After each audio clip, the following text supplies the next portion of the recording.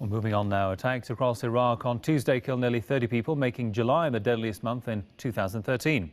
In the northern city of Kirkuk, a total of 7 people were killed in 2 blasts targeting mosques packed with people who had gathered for evening prayers. 9 people were also killed in the northern governorate of Nineveh. A series of attacks, including a car bombing, targeted 3 mosques in Dura and Kut, south of the capital Baghdad.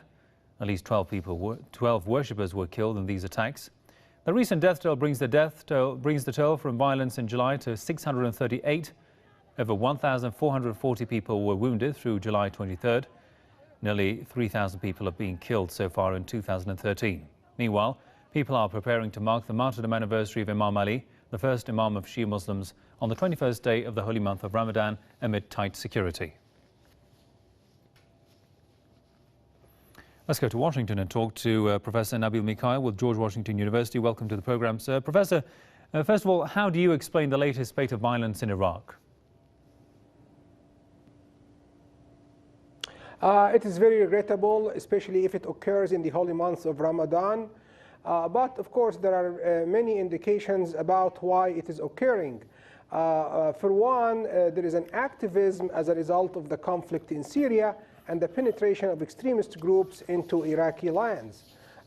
Basically, the roles have been switched. In the 10 years ago, it was people going from Syria to Iraq.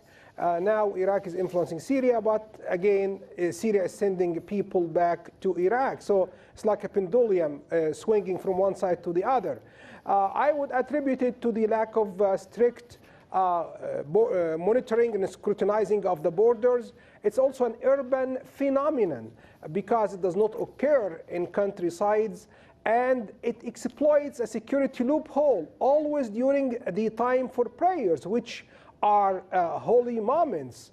But the first strategic conclusion is that the United States does not get in. I mean, like say the United States is going to leave. So domestic violence in Iraq is an Iraqi phenomena, and it does not shatter the geopolitics of the area, and there are no talks in Washington how to interfere in Iraq. So these are important strategic trends. With extra effort, Iraq can combat terrorism and protect the sanctity of its mosques and also the lives of its citizens. Indeed, and speaking of terrorism and security, I mean, let's talk about the recent jailbreak in Iraq. I mean, what could be the consequences both politically and socially?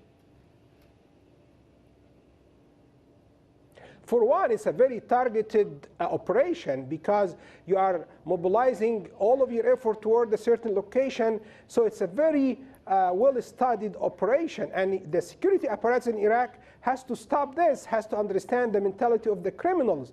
But it could be dangerous. Why? Because these are big names in criminal activities. Once they are free, they can form their own militias, they can attract the followers, they can go underground. So you will have a mushrooming and a snowballing of criminal and terrorist activities. So unless really you contain that phenomenon, you will have more cells operating and killing people and not respecting while people are praying and shooting at them. So you have to prevent the proliferation of criminal elements by protecting prisons. This is a dangerous situation. This is basically a big loss if you free prisoners from their place of confinement. Indeed. Well, we'll leave it there for the timing. Many thanks to Professor Nabil Mikhail with George Washington University. Thanks for your time there, sir.